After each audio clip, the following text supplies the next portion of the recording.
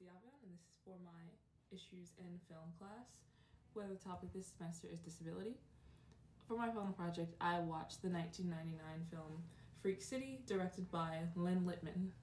And it's just about a woman who's diagnosed with multiple sclerosis, but her caretaker, her grandmother that she lives with, suddenly passes away, and as such, she's sent to an asylum they call Freak City. Well, the problem with that is that it's not fair, that it's first of all called Freak City. I'm not a fan of that, but I did like the movie in general. I thought it had good aspects of what it should have been and what it could have been, and it was important to show this and utilize it, but I think it was a bit rough around the edges. The genre is technically a romantic drama, I believe, and it kind of took a turn at some points because you kind of wanted a love story and you kind of wanted it to just be about like these people and what they're going through. I didn't know what disability would be represented in this film, but I did know that it probably wasn't just one because it was in somewhere called Freak City. So the main ones on display were featured in the main character, of course, Ruth, who had multiple sclerosis, and as such she was paralyzed from the waist down, but not fully. Like, she had some leg function, but it was so severe that she did use a wheelchair for the majority of the movie, well, all of the movie.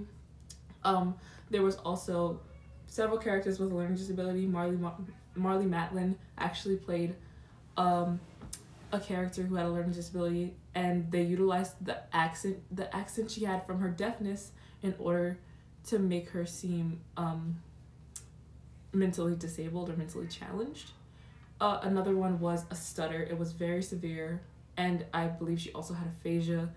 Her name was Eleanor, and she was played by Natalie Cole, and the importance of her character kind of came from, one, she was a Black woman, so there was some representation there, but also I think a lot of people don't see that as a disability, but the biggest issue is that they were all put in this one place as opposed to just, which is essentially an asylum, as opposed to going somewhere where their needs will be met for that specific disability and be around other people with that same disability.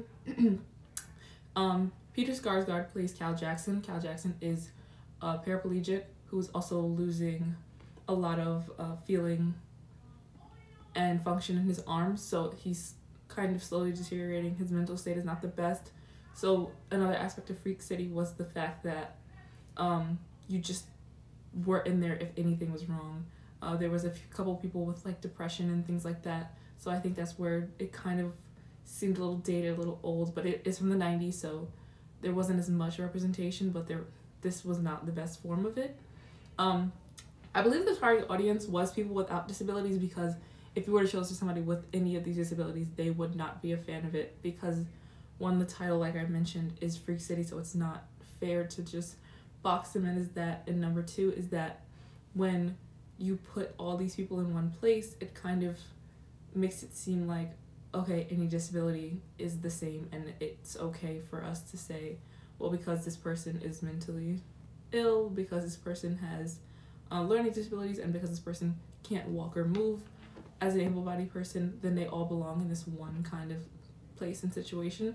But that's not the case, especially for our main character, Ruth, who understands a kind of semi-independence because she did live with her grandmother. She was elderly, so there was this aspect of she knew freedom, and then as soon as she was forced into Freak City, this asylum, she no longer had that.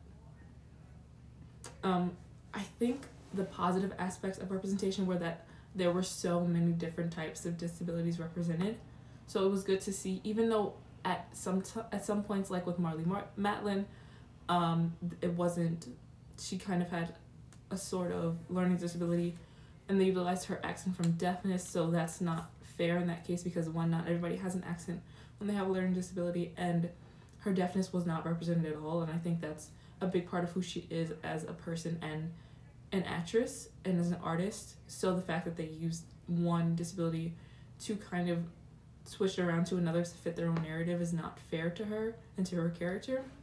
But positively, I think that they also showed several people with Down syndrome, and that's not represented much it's getting more representation now, but I know in the 90s it probably a little cut off there.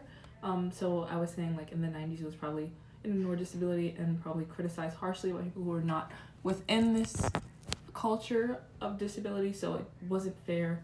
But the representation on film was not bad. It was very human, and I think a lot of times when people see people with learning disabilities especially, they are not usually taking as seriously as somebody who's paraplegic or quadriplegic, because maybe they don't have the same mental capacities, or sometimes it takes them a bit longer, so they're turned into villains, or they're turned into quirky little funny side characters. And yes, some of them did have comedic lines, but that wasn't the reason they were there.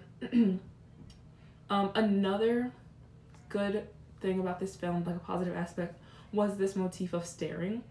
And so when Ruth arrived at Freak City, she kept saying like, they're staring at me, and they would have one or two actors actually sitting there staring at them for a few seconds with no real expression.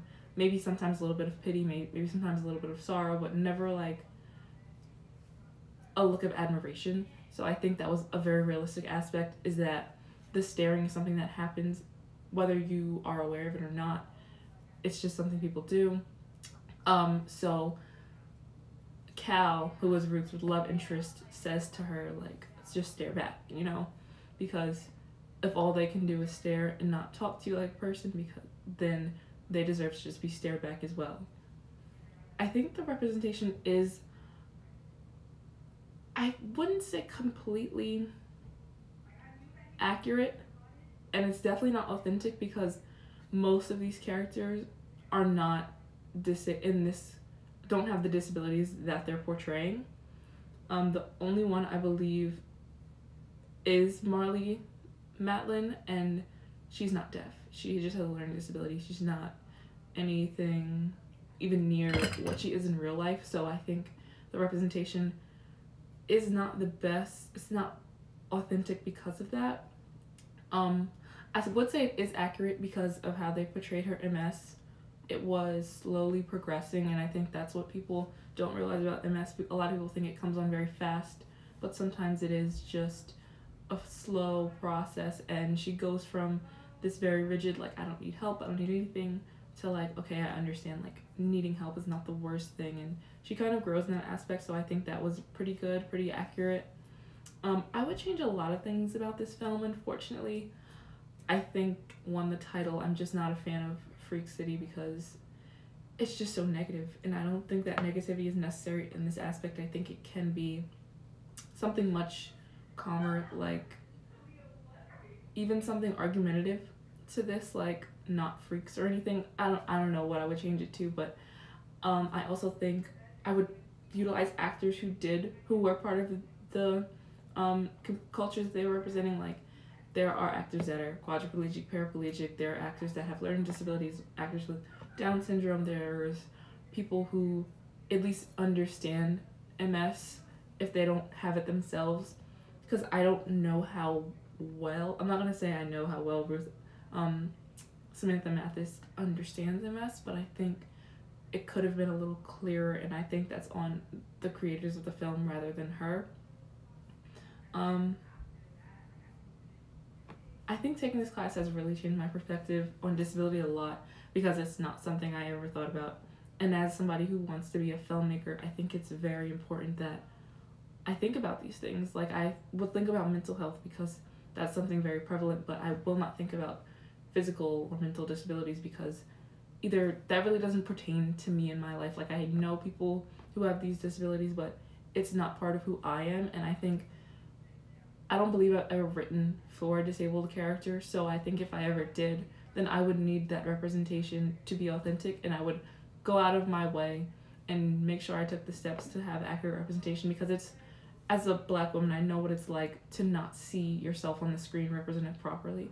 So I think if you want to take from this culture and who they are, then you kind of just have to lean into it. You can't say like, I'm gonna do this and then kind of do it. You have to go 100%. And with something like Freak City, they did lean into it, but in the wrong ways. They should have I hope that they talk to actual disabled people. I hope they talk to nurses. I hope they talk to doctors, something like that. But I just don't see that. So I think taking this class has made me just think about that more, especially in the sense of like my everyday life. Like I'm aware of things like in the restroom when there's a handicap restroom, I'm more aware of things like elevators and stairs and just things that for physically disabled people more than anything, because I think I kind of didn't realize these things before. So I think it had a positive change on me, and I have worked with people with different disabilities in the past, but all of that time was very limited. It wasn't me sitting down and talking to anybody. It was always, I'm gonna be with you for this allotted amount of time, and that's about it. Never see this person again. So I think this perspective is new, and it's a great change for me as a filmmaker and as a creator and just as a person, because it's one of those classes you take and you don't expect to grow. And I think I did grow from taking this class. And I do think everybody should watch this movie just to understand the spectrum of representation. It's not always good, it's not always perfect, it's not always bad. So this is just a way to see the kind of in-between of good and bad. And I thought this class was great and everybody should take it, especially if you're a filmmaker. You just need to know what's going on in the world, because it's so much bigger than a campus or than what you see at home. There's so many different people and they all deserve to be represented on the screen, and I hope in my filmmaking I get to do that.